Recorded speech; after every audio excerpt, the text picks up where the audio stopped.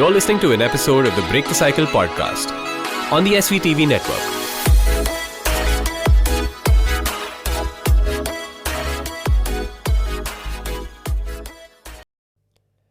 Ladies and gentlemen, welcome to episode 12. I am going to be talking about something which, frankly, deep diving into it has been a task because there's just so much information about there which I really can't make sense of.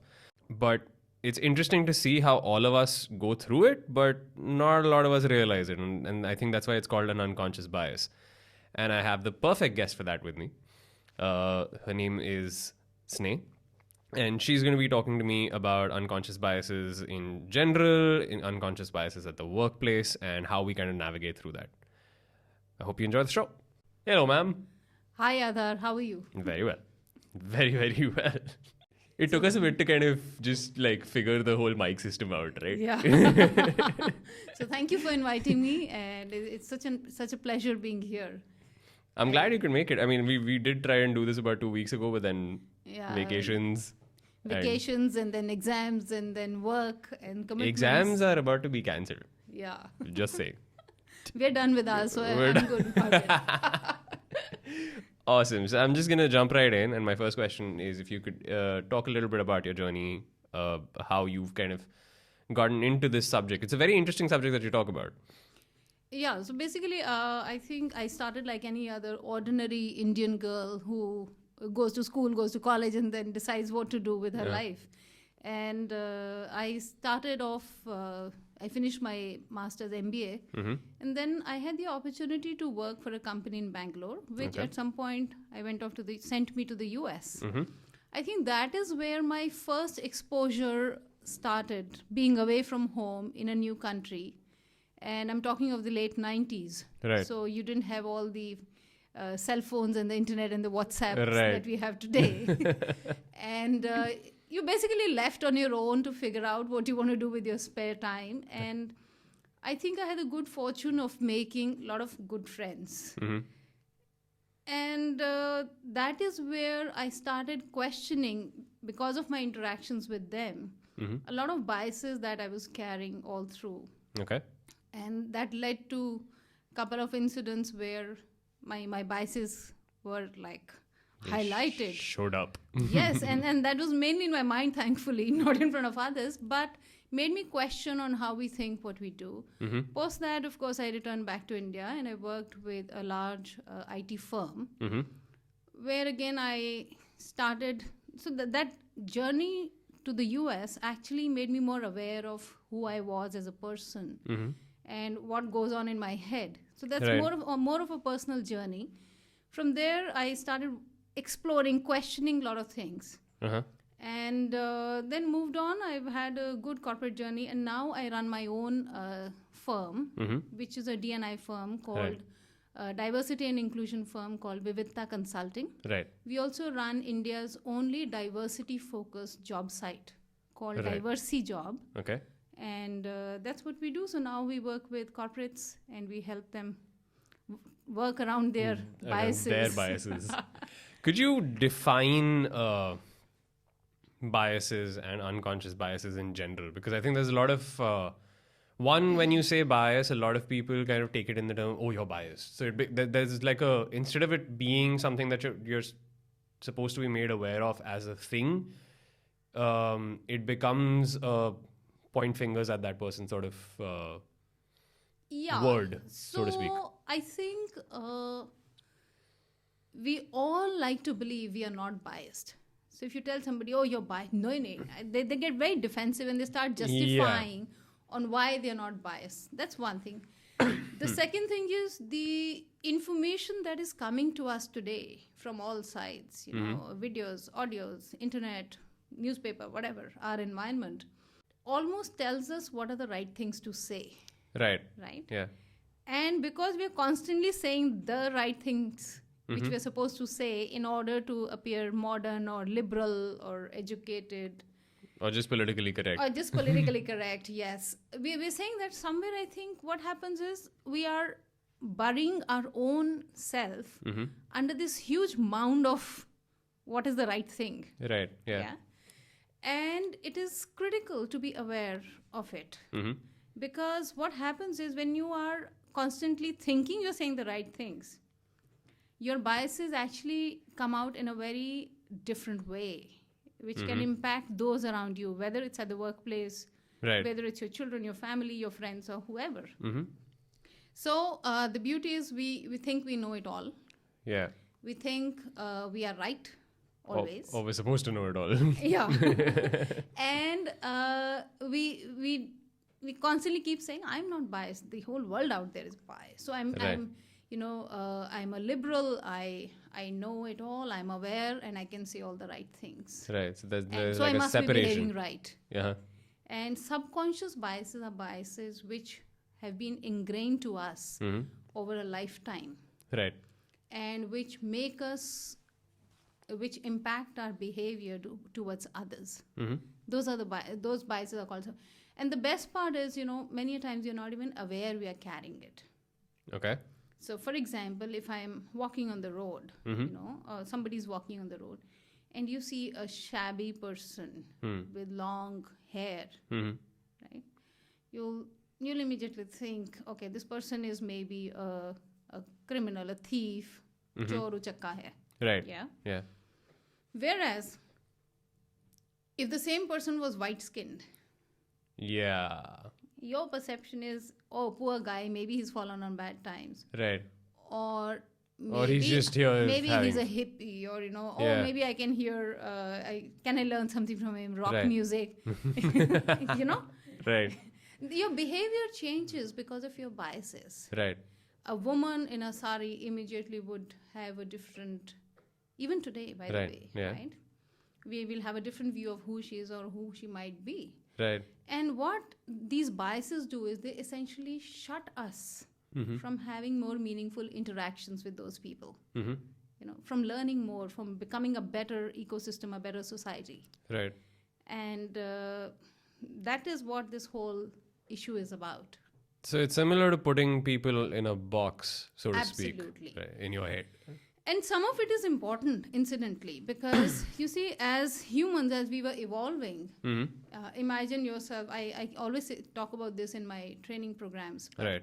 Imagine yourself in a jungle and you see this golden yellow animal coming towards you. It's got a huge mane, huge claws, big teeth. And you start analyzing it. And by the time you're done with the analysis, you're probably lunch for someone. Right. Makes sense. These boxes are important for us to make a speedy decision. Right. These boxes also help us in our safety, in being alert. But these boxes also can impact us in a negative manner. Right. And it's critical to be aware of these boxes and know which one is working for you, which one is not working for you. Could you give me some examples of? I mean, let's go step by step. There are personal biases, there are workplace biases, and I think there is like a connection there as well. But if I were to first start off with the workplace ones, because I think the personal ones, some of them you've probably touched upon. Yeah. But what are the common workplace biases that you've come across? I'm going to touch upon some of the common ones, right? The most prominent ones. Women, typically, many times, and this is like in a metro city like Delhi. Right. Yeah. Just quoting this as an example. I met umpteen number of senior managers. Right. Who will not offer an opportunity to a woman just because they think she's married, she has kids, she will not be able to travel. Okay. Yeah. Yeah. That is a very common one. Yeah. That's a common one. Yeah. Even today, women, when they go for interviews, if they are of a certain age, they are asked, right, are you married? Are you not married? Are you going to be married? And I know of people who are, doing a mental calculation कि आज शादी हुई है, 2 साल बाद बच्चा हो जाएगा, फिर छुट्टी होगी, फिर क्या होगा? And these are live cases, that I have faced. Yeah. So this is another one. Then if you are, there was recently a story on LinkedIn where somebody mentioned that they were called by a headhunter, a recruiter for a position, Uh-huh. and they were told, "This you fit the role, but we cannot take you because you are in your mid-30s and this is a startup organization." So there's Okay. a bias that Right. because you are above a certain age, Right. you will not fit in a In in a certain environment, Right. and this could work both ways, right? Yeah. The US today has a huge opportunity market for veterans. Right. Yeah. India itself has people who get out of the armed forces by 40, 45, Mm-hmm. right? Yeah. Increasingly. Increasingly so. yes. Yeah. But the opportunity for them in regular jobs is minuscule. I mean, Why yes, so? because there's a, already if you're above 45 or you're Right, 50, yeah. the number of opportunities is extremely small. That is true. Yes. Yeah, I think the higher you go up the ladder, it's The lesser the the lesser the opportunities, which is But strange. also, if you're willing to work for a lower opportunity, Right, yeah. a lower role, there are not too many opportunities because people say, "Oh, you're already 50 plus." Right. Hmm. Yeah. Yeah. So that's a bit scary because we are losing out on that huge amount of experience and senior and maturity that comes with it, which any workplace needs.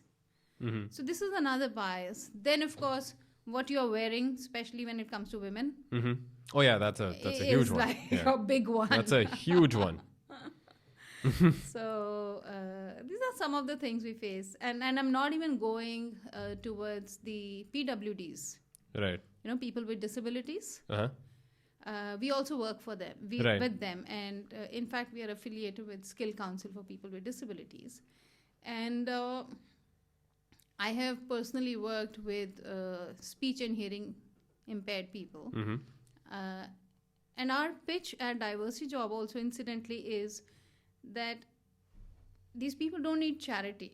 Yeah. PWDs don't need charity. Right. You need to mainstream them and treat them like any other Like any regular other, yeah. employee, demand the same amount of performance, Mm-hmm. and pay the same amount of money. Mm-hmm. Yeah. So that mindset is still not there. Right. There's a huge concern. How will I communicate? What will I do? Will this person be able to work? Not work? Hmm. And we are losing out on a huge amount of talent. Do you think this has something to do with and it's just a thought? I may be generalizing. In fact, I am generalizing. That there is just this aversion to learning how to break out of a comfort zone. For example, you and I are talking right now. Yeah. Right? Spoken word on a mic. It's comfortable because we're used to it, right? Now, if there were a language barrier, this conversation may not have happened. Exactly. Or if it was completely different, if it was sign language, for example, and one of us did not know, it would probably not happen. And again, I am probably generalizing, but I think that's based on the same biases you speak of. I think you've nailed it. Right. Because I always say this, I may not know Telugu. I Right. may not know Chinese. Mm-hmm. Yeah. Mm-hmm. And just like I may not know Chinese, Mm-hmm. somebody I interact with may not know. Hindi or English. Or, Yes. Yeah. But we do find sign language is the easiest language actually. Imagine yourself on a different planet. How are you Yeah. going to communicate? You're Sign, going to communicate with because your hand hands. gestures, Signs, yeah. yes.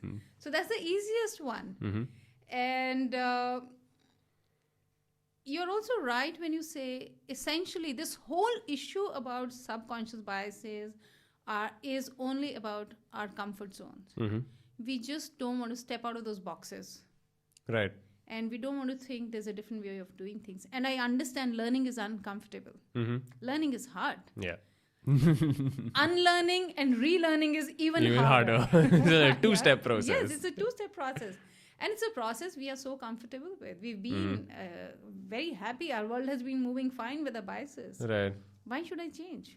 Mm-hmm. I've had a senior person tell me once, Mm-hmm. अगर मेरा sales team चल रही है, why do I need to hire women? Right. But I think those people need to understand that more than 90% of the buying decisions are made by women today. That's true. As far as Even at least your for audience. men's products. Yeah. Yes, the house, the shirt, the. I did not think of that. Yeah. I did not think of that. Yeah. But you think about it, in your own homes, what brand of atta will come to Yeah. what groceries to what car color, furniture, furnishings, Is that because I mean, which doctor which your doctor to kid go will to? go to. Yeah. Is that because we've also? I mean, again, this one's a little more mainstream. This particular bias, is that because the gender roles are so specifically defined in at least our society? But the line is blurring so fast It is. now, It is. right? It is, and it's beautiful to see. It's beautiful to see. And when women are making those decisions, the point is you cannot keep them away from the workplace. Right. Yeah. Which is even more amazing. You need to incorporate them. There are so many organizations. I'm not talking of a couple of IT companies, but most organizations have a percentage of 12%, 15 bhi bahut zyada, 8%, 10%. Right. And at the top is like 2%, 3% Oh boy. of the C positions. You are talking about a population which is 50% of your economy, right? Yeah. And you're only using 10% of them at the workplace. Yeah. So you're missing out on a huge talent pool. What are some of the biases you had to overcome, or at least the ones you identified and you had to overcome? Lots of them. Whichever ones you feel like sharing. So my first experience was when I, of course, when you're growing up, you do come across some biases. You take them as part of your life and Right. just move on, right? Because they're just handed to you. Yeah, Legacy just handed. biases. Raat ko late nahi jana because it's not safe. Right. Da da da. Yeah. Standard, right? Uh-huh. And I'm talking of growing up in late 90s in those times. Yeah, So yeah. obviously, you justify them saying they're for your safety. So which is okay. But in the workplace, I think when I went to work in the States, I remember going to a bank to open an account. Right. And I went with a colleague of mine. She and I went from the office. And this person at the other side of the table. And in those days, you didn't have so much of internet and stuff. Right, yeah. Internet banking itna nahi tha. So there were forms to be filled and photocopied and whatever. So I remember walking in and thinking this person is a little too tall for an average, ordinary Person. woman, Yeah. right? And but that's I just thought maybe okay, some people grow up a little more. A little more than others. Yeah. So when she went to photocopy my form, and at that point my colleague told me, this is a man. Now in the 90s, the only thing you knew about a transgender was maybe we used to call them, hijra here in India. And I had gone from India. Right. And you used to be scared of them. You wouldn't mess around with them, at traffic lights and Right. whatever. Yeah. You kind of just stay out. You of stay their way. away from them, Stay which away. is Avoid. which is I think a bias that everyone here has. Even today, they Even have, today, yeah. And I'm talking of 20 years ago. Oh man. Yeah. So suddenly, the moment my friend told me that, and this person comes back, gives me my form and says, okay, so we are done. Now, when I had walked in, I very promptly shook hands with that person. But once I got to know this person is a transgender, and they are integrated into the main society, it's not a problem. So, she gives me a form, and I take the form, and then there's this hand in front of me waiting to say bye. Yeah, but you don't. And I don't know how to shake that hand. I'm trembling inside. I'm so scared. Okay. So it took a lot of effort and social etiquette and politeness for me to get up, shake hands, and get out. But, I cannot even today describe that feeling of fear. It was fear in my mind. Right. And there, of course, then I later got exposed to many of my friends being LGBTs, and it was fine. They were friends. Yeah. Many times you didn't even know.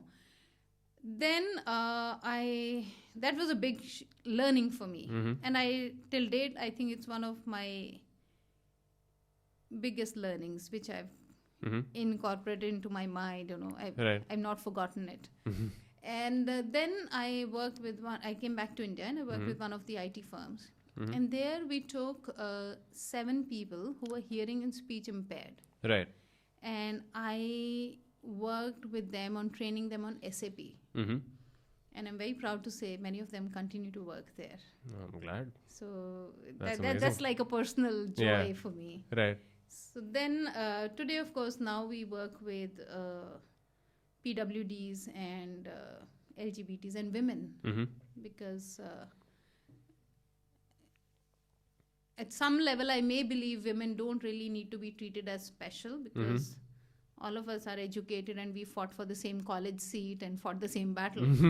Yet, when I look at the percentages in the workplace, Right. I think something extra needs to be done to incorporate this Mm-hmm. this piece of the population into the mainstream. Right. So these are some of my biases, but yeah, the best part is Aadhar, I think, to recognize Mm-hmm. that I may do tons of training, I may read, Mm-hmm. yet even today I have some biases.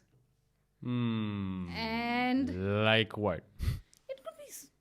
it could be just being extra alert, Right. walking on the road, Uh-huh. thinking it's unsafe, Right. right? I mean, wouldn't that be okay? I won't say I'm playing devil's advocate here because apart from my regular job on the side, I train people in martial arts, and Yeah. for the I longest, should sign up for one of your classes. you're most welcome. Shameless plug. Right after, so the first time I got at least the first couple of years that I was doing this, when I started teaching, because it was ingrained in me that you have to be hyper vigilant. Yes, you Because have we were exposed to, I won't say we were exposed to like violence in terms of experienced it, but we were just told be prepared. to be prepared. And that's a teaching that continues till today. But I think that switch just was on throughout. Yeah. So whenever I'd walk into a place, first thing I would do is Scan. look at the exit routes. Like I'm sitting right now next to the door, which Sure. if I were in class, I would essentially say I'm at the Yes. least safe spot at the moment. But it's not necessarily something you need to think about all the time. Is it? I think there's no harm in being alert, Mm-hmm. especially in our environment. Right.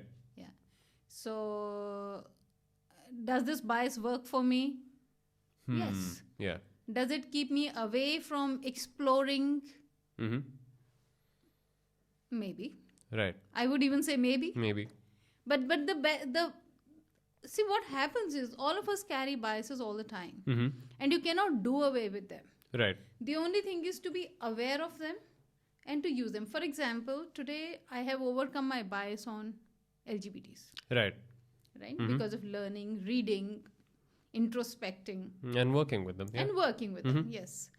I have opened my mind to a point where I recognize the bias I have and I have worked on it and I have overcome that. Right. But has that bias been replaced by another bias? Maybe yes. Mm-hmm. Okay. Yeah. So that is possible. So it's not about getting rid of them. It's You more can about never you get choose rid them. of it. Every new situation We'll have will a have new a new bias. set of biases. Oh. The only thing is to be aware of them and to see which one works for you, which one Doesn't work for you. doesn't work for you. And the ones that don't work, we always say this, resolve, rinse, repeat. So it's a continuous journey. The other 3 R's. Yeah. Resolve, rinse, repeat. I love that one. Now this is it's a personal concern for me, although I know that there's a degree of me going, okay, it's not, you can't really get up and change everyone or change the world. It's ultimately a choice. But given present day scenarios, right, all around us, I don't necessarily need to get into specifics. Let's just take the safest one right now, the coronavirus scare, right? It's a legitimate scare. Absolutely. Completely legitimate scare. But then there are situations, at least that I've witnessed, where suddenly, okay, not sudden, there's this, we can call it a bias, but there are incidents of a racial separation taking place because someone just looks a certain way. Yeah. Like there was a video of someone from the Northeast who's being yelled at and told to leave because they're Right. told that you're from China. Absolutely. I know I'm kind of delving into dark territory here, but I'm gonna take that risk. So how do you make people aware of this, or at least make them realize that a lot of the things that they're doing, or at least the actions that they're taking, are coming from a place which wasn't theirs to begin with. It's handed to them. Like a lot of the biases that we talk about. For example, I'll take it a step further. You look at someone of color, at least younger, and there are two ways to this. There are incidents which are which I would say have a positive side to them because there's a degree of, oh, I've never seen someone like that before, versus, and that's for a different, like a completely different area of our society, versus someone, at least with our privilege and access, looking at a person of color and going with these old biases of, oh, they must be a certain way. Yes, they must be Without easy, getting to they know must them. be available. That's one. That's one. That's one. They may be violent, they may steal, they may be They criminals. might be criminals, yes. Why is that? And how do you get people out of that? Here, I think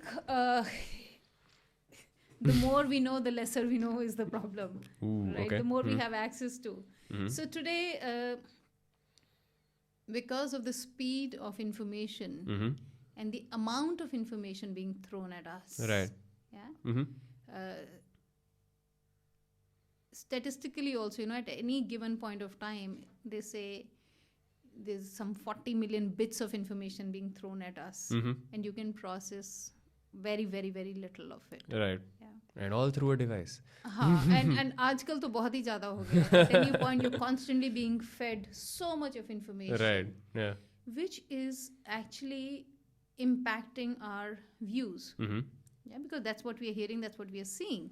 So if I see a video which shows people in China dropping on the roads, Mhm. immediately in my mind, I think everybody in China is dropping on the roads. Road. Yeah. Hmm. If I read Mhm. from 15 YouTube channels, if I hear or if I read on 15 WhatsApp, that हल्दी खाने से corona virus खत्म हो जाएगा. Not to mention amla, trifla, and whatever else. There was Lysol. Yeah. Then there was Lysol. Then there was also vodka, by the way. So Oh God. Okay. so then the 16th time I'm going to think कि थोड़ा खा ही लें शायद. Let's see what happens. I mean, why not, right? So I know my friends who I know some people who would probably just run after the vodka, but okay. yeah. That's my bias showing up. but yeah, there's just so much information coming to us, and unfortunately, we don't understand or we don't realize that a lot of it is being fed to us. Mhm. Yeah, by vested groups, by people who have a certain amount of interest in what you should start believing in. And this extends not just to color or to gender or to sexual diversity, it also extends to religion. The amount of stuff that has come, it is bound to impact you. It is a very polarized world. Right. Like I said, much as we try to say We're non-biased. we are not biased. The fact is that our mindsets and opinions are being shaped constantly by the world around us. Right. So yes, what to do in such a scenario?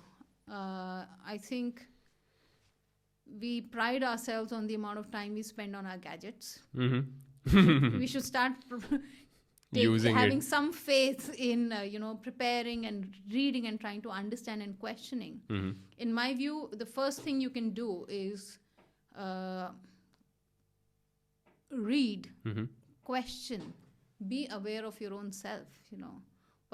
Try introspecting. I mean, try sitting in silence for a little while and figuring out what's going on around you, what's going on in your own head.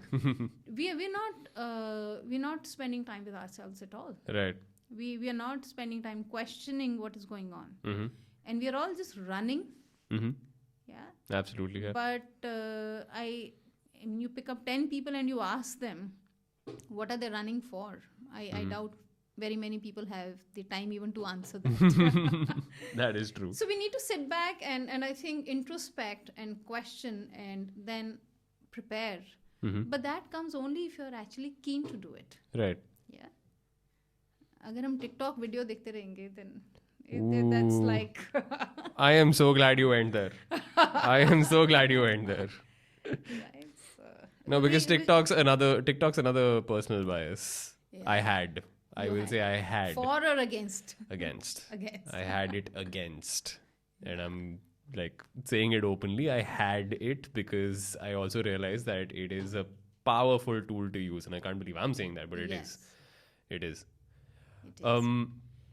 There was an experiment. I mean, just a random incident that I'd like to bring up.